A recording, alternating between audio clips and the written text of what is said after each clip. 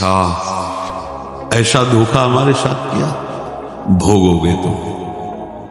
ये जो निकलता है ना भोगोगे, ये अकाट्य होता है।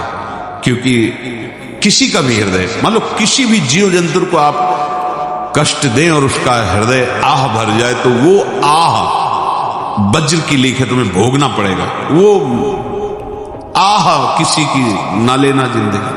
कोई ऐसा कोई आह भर करके कह दिया तुम समर्थ हो, हम तो कुछ कर नहीं सकते, और अंदर से दुखी, फिर तुम्हारी सामर्थ्य काम नहीं करेगी, मिट्टी में मिला देगी। ऐसा नहीं कि आप जो कर रहे हैं कोई देख नहीं रहा, कोई हिसाब किताब नहीं, जो कर रहे हैं अवश्य में भोक्तव्यम। जीव स्वयं नित्य निरंतर कर्मों के जाल को रच रहा है और अपने आप को बांध रहा है। आपको मुक्त होना है, बंधना नहीं। जीव का जन्म कर्मों के अनुबंध से होता है, कर्मों के बंधन से होता है, और उसको अपना ऋण चुकाना होता है, कर्मानुबंध। ये बहुत सूक्ष्म विषय है। जैसे आप जिस परिवार में जन्म लिए हैं, तो उस परिवार के लोगों से आपका ऋण है, इसलिए उसी परिवार में आप आए हैं। और ऋणानुबंध, उसको बिना चुकाए या बिना वसूल किए आप वहां से जाएंगे नहीं। आपको लेना है तो वसूल करना है, और देना है तो चुकाना है। ये पूर्व के जन्मों से निश्चित किया गया है।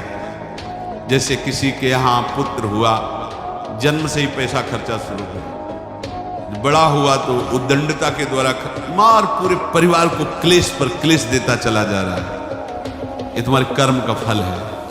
या ऐसे शक्तिहीन बुद्धिहीन ऐसे पागल पूरे जीवन सेवा करो, उनसे अपना हिसाब चुकाने के लिए वो आया है।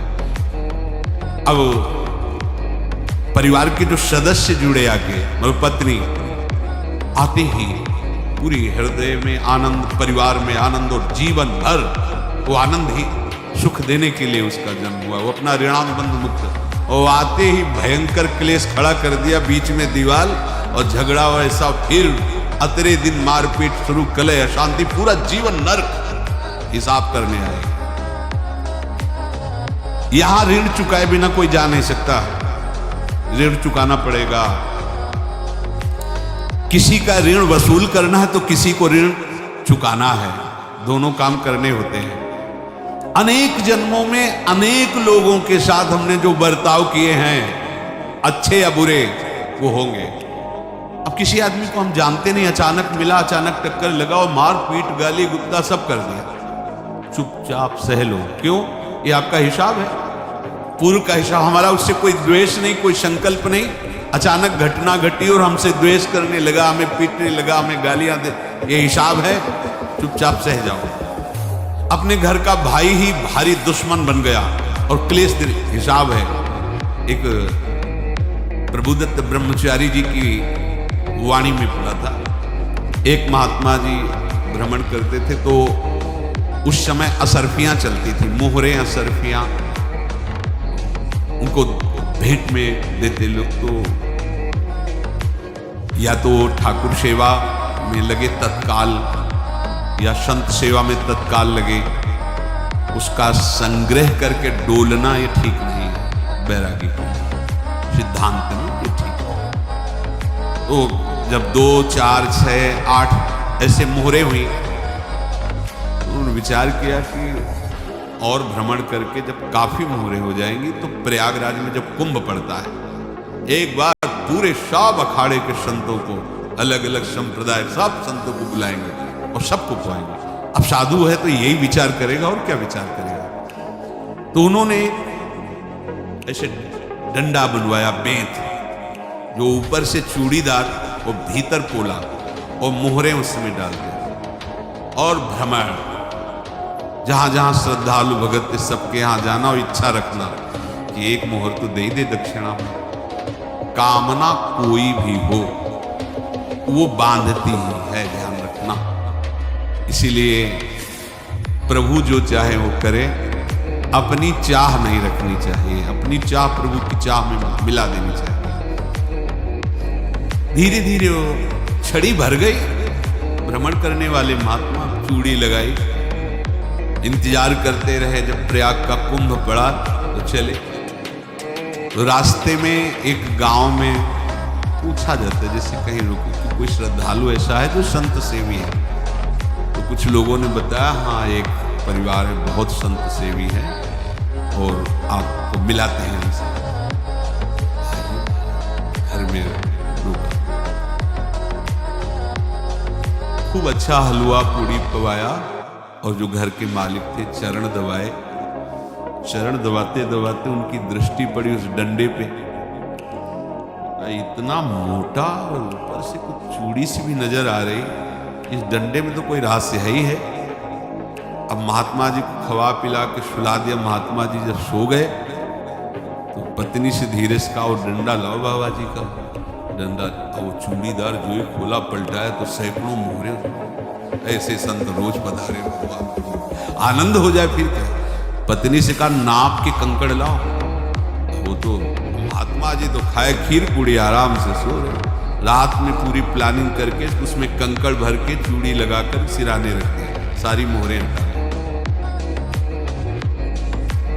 महात्मा जी आराम से छड़ी उठाए तो वजन पक्का। वैसे बड़े लोग चतुर होते हैं पर ये नहीं जानते कि कर्म कितना भयानक होता है।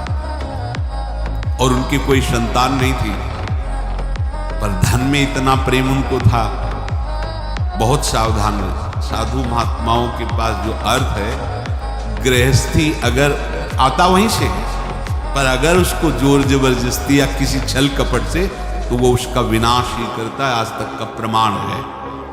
अब उनको ये भाव पता नहीं होगा या पता होगा तो लोभ के कारण वो उसको मान नहीं पाए होंगे। महात्मा जी गए प्रयाग में, किसी अखाड़े पर रुके और वहां प्रार्थना की कि कल जो है संपूर्ण अखाड़ों का निमंत्रण किया जाए और सब संतों को भोग पवाया जाए, उनको दक्षिणा भेजी जाए।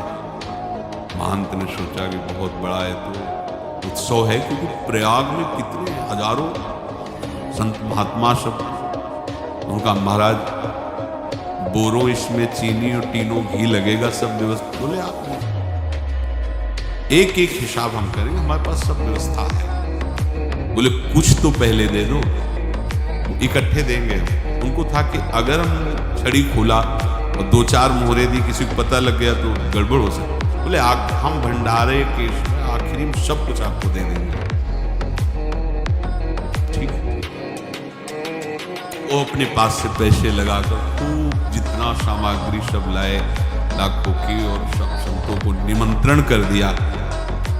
संत जन निमंत्रित हो गए, भंडारा बन रहा है। तब वहां के महंत है, उनका देखो भंडारा भी बन रहा है, संतों को निमंत्रण। अब आप अर्थ की व्यवस्था कीजिए, क्योंकि इतनी बड़ी हमारी सामर्थ्य नहीं थी जितना हमने किसी तरह हमने व्यवस्था की। अब मुझे अर्थ चाहिए, तभी आगे की व्यवस्था बढ़ेगी। संतों को दक्षिणा देंगे और जिनसे अर्थ लिया उनको दे। देखो रसोई बन गई सब। उनका छत्र में विश्वास नहीं तो यार चूड़ी खोली। उनको तो था ना कि मोहरे हैं, तो जिसे कितना उनको सदमा लगा होगा। हजारों संतों का निमंत्रण, रसोई बन, संत हो के छल कपट। तो उनका महाराज आपने तो हमारा नाश कर दिया, जो महंत थे।